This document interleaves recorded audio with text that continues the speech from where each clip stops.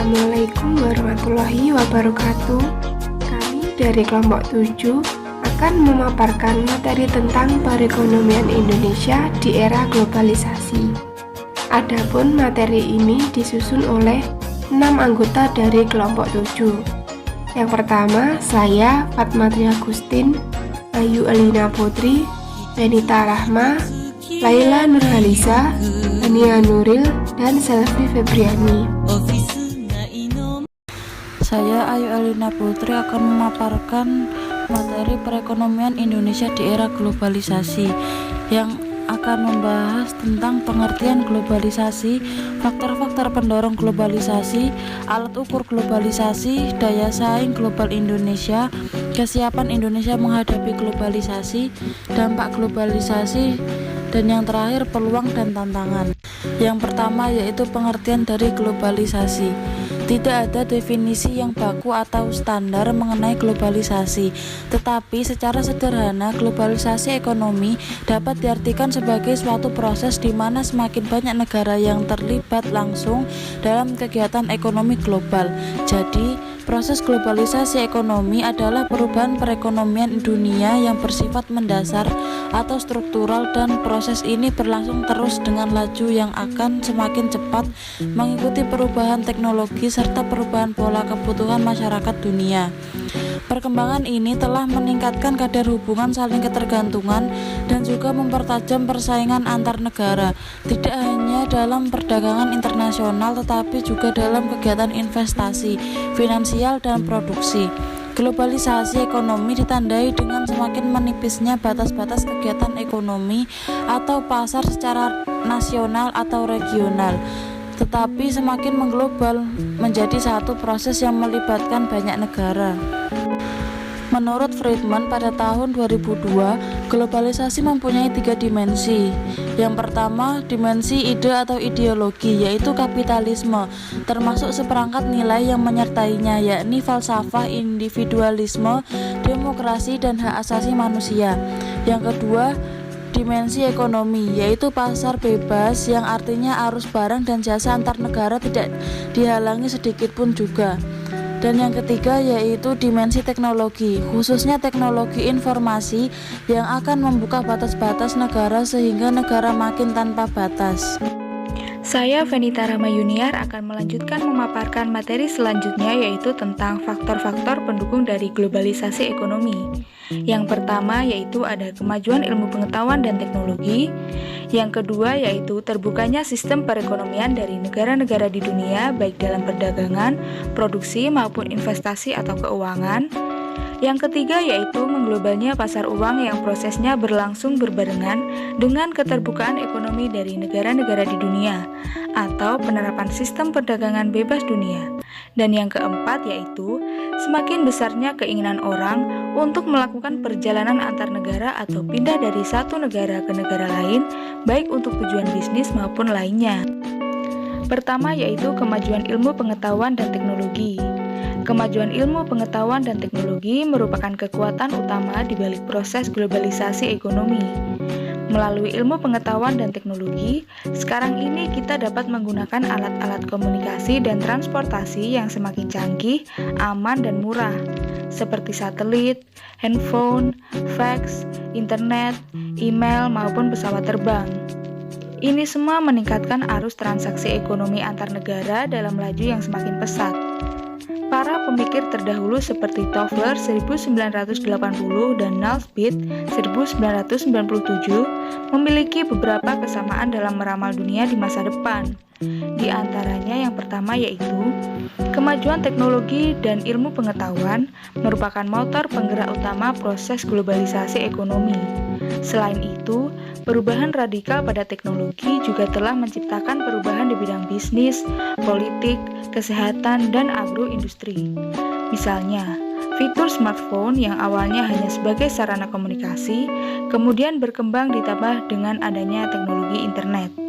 Smartphone menjelma sebagai alat serbaguna yang memiliki banyak fitur seperti live streaming, siaran TV, permainan, kamera digital, dan marketplace. Bahkan sekarang ini banyak orang yang membeli smartphone atau rutin menggantinya dengan seri baru bukan karena perlu tetapi karena mengikuti tren. Kemudian yang kedua yaitu masyarakat dunia dewasa ini sedang memasuki era masyarakat informasi yang beralih dari masyarakat industri. Artinya, masyarakat tidak bisa lagi menutup diri dari luar karena teknologi informasi mampu menembus batas-batas wilayah kekuasaan negara. Faktor pendukung globalisasi ekonomi yang kedua yaitu terbukanya sistem perekonomian dari negara-negara di dunia baik dalam perdagangan, produksi maupun investasi atau keuangan. Fukuyama 1999 menegaskan bahwa dewasa ini baik negara-negara maju maupun negara sedang berkembang cenderung mengadopsi prinsip-prinsip liberal dalam menata ekonomi dan politik domestik mereka. Menurut catatan dari Friedman 2002 pada tahun 1975, di puncak Perang Dingin, hanya 8% dari negara di seluruh dunia yang mempunyai rezim kapitalis pasar bebas. Sampai tahun 1997, jumlah negara dengan rezim perekonomian liberal menjadi 28%. Faktor pendorong kedua ini dipicu karena penerapan liberalisasi perdagangan dunia dalam konteks Organisasi Perdagangan Dunia atau WTO, atau pada tingkat regional seperti Kesepakatan Perdagangan Bebas ASEAN atau AFTA, Masyarakat Eropa atau UE, dan Kesepakatan Perdagangan Bebas Amerika Utara atau NAFTA. Dengan kata lain, liberalisasi perdagangan dunia mempercepat laju dari proses globalisasi ekonomi. Kemudian, faktor pendukung globalisasi ekonomi yang ketiga adalah mengglobalnya pasar uang yang prosesnya berlangsung berbarengan dengan keterbukaan ekonomi dari negara-negara di dunia atau penerapan sistem perdagangan bebas dunia. Faktor ketiga ini dengan faktor kedua saling mendorong satu sama lainnya. Semakin mengglobalnya pasar finansial membuat semakin mudah dan besar volume kegiatan ekonomi antar negara. Selain itu, semakin liberal sistem perekonomian dunia, semakin mempercepat proses globalisasi finansial, karena semakin besar kebutuhan pendanaan bagi kegiatan-kegiatan produksi dan investasi. Faktor ketiga ini juga tidak terlepas dari pengaruh teknologi. Adanya teknologi komputer, internet, email, dan satelit yang semakin berkembang membuat arus finansial antar negara semakin lancar dan sistem finansial dunia semakin mengglobal.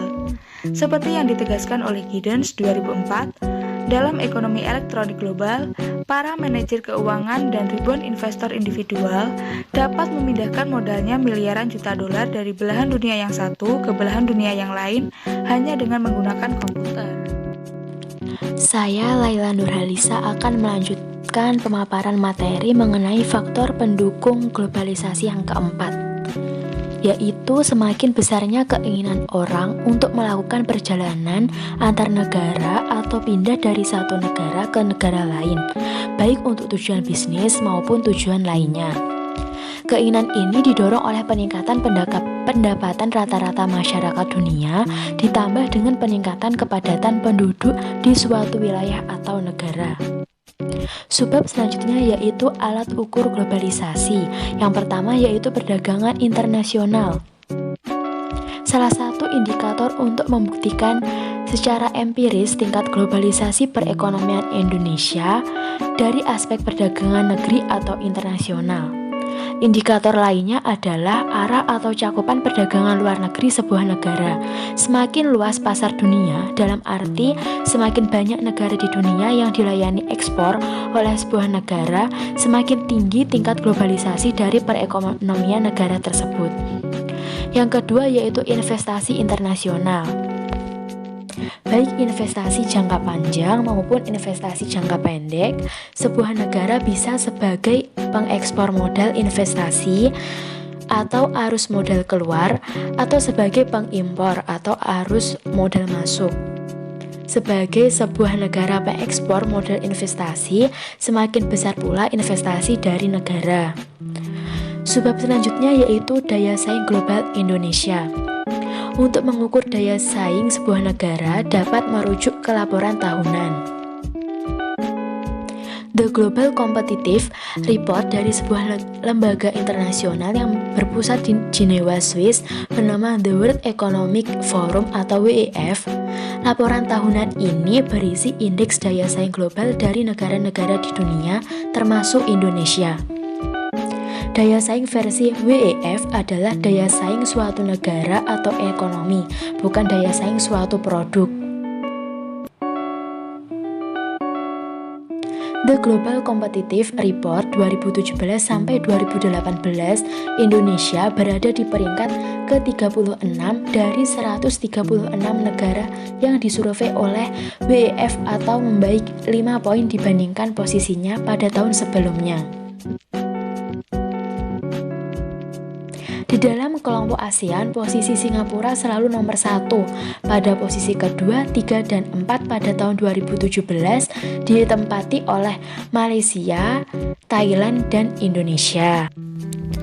Saya Hania Nuril Aida Rohmah akan membacakan materi selanjutnya, yaitu kesiapan Indonesia menghadapi globalisasi.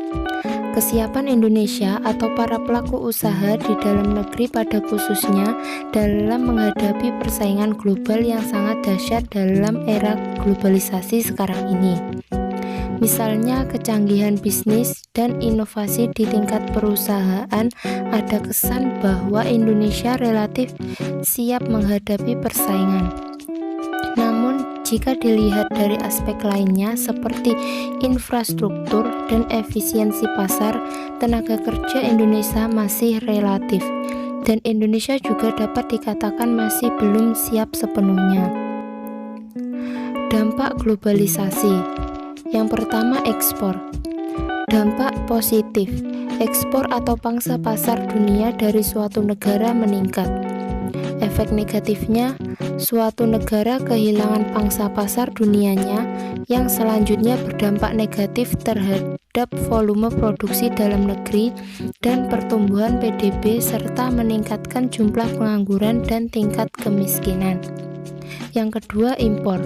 Dampak negatifnya adalah peningkatan impor yang apabila tidak dapat dibendung karena daya saing yang rendah dari produk-produk serupa buatan dalam negeri, maka tidak mustahil suatu saat pasar domestik sepenuhnya akan dikuasai oleh produk-produk luar negeri. Yang ketiga, investasi. Dampak negatifnya, jika daya saing investasi Indonesia rendah, dalam arti iklim berinvestasi di dalam negeri tidak kondusif dibandingkan di negara-negara lain, maka bukan saja arus modal ke dalam negeri akan berkurang, tetapi juga modal investasi domestik akan lari dari Indonesia yang pada akhirnya membuat saldo neraca modal di dalam neraca pembayaran Indonesia negatif. Yang keempat, tenaga kerja. Dampak negatifnya adalah membanjirnya tenaga ahli dari luar di Indonesia, dan kalau kualitas SDM Indonesia tidak segera ditingkatkan untuk dapat menyaingi kualitas SDM dari negara-negara lain, tidak mustahil pada suatu ketika pasar tenaga kerja atau peluang kesempatan kerja di dalam negeri sepenuhnya dikuasai oleh orang-orang asing. Keempat jenis dampak tersebut secara bersamaan akan menciptakan suatu efek yang sangat besar dari globalisasi ekonomi dunia terhadap perekonomian dan kehidupan sosial di setiap negara yang akan ikut berpartisipasi di dalam prosesnya termasuk Indonesia. Selanjutnya, mengenai peluang dan tantangan dari globalisasi. Peluang yang dimaksud adalah peluang pasar yang lebih besar dibandingkan sewaktu perdagangan dunia masih terbelah-belah karena proteksi yang diterapkan di banyak negara terhadap produk-produk impor. Namun, ada banyak faktor yang menentukan kemampuan setiap pelaku usaha nasional untuk memanfaatkan peluang secara optimal. Di antaranya yang paling penting adalah akses sepenuhnya ke informasi mengenai aspek-aspek kunci bagi keberhasilan suatu usaha seperti kondisi pasar yang dilayani dan peluang pasar potensial. Teknologi terbaru atau terbaik yang ada di dunia, sumber-sumber modal dan cara pembiayaan yang paling efisien, mitra kerja, dan kebijakan atau peraturan yang berlaku, akses ke teknologi terkini, akses ke modal, akses ke tenaga terampil, akses ke bahan baku, dan akses ke infrastruktur.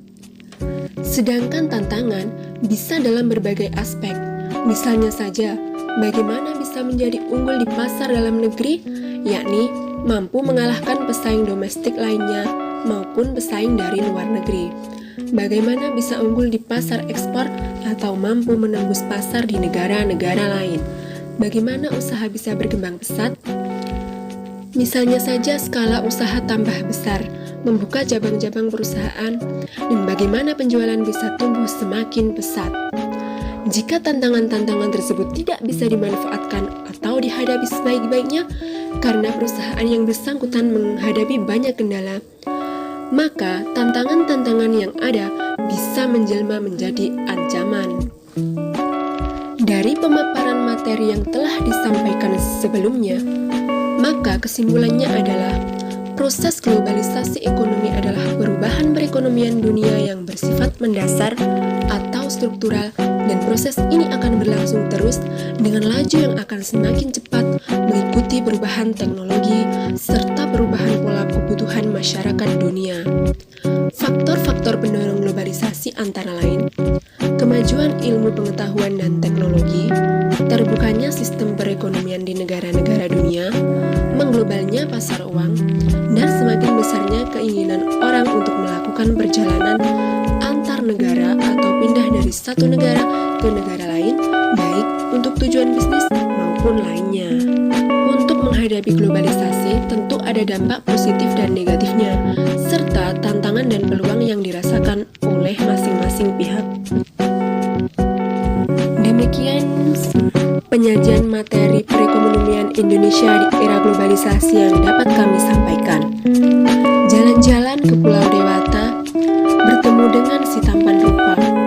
Walau kita tak bersua, semoga materi dapat diterima.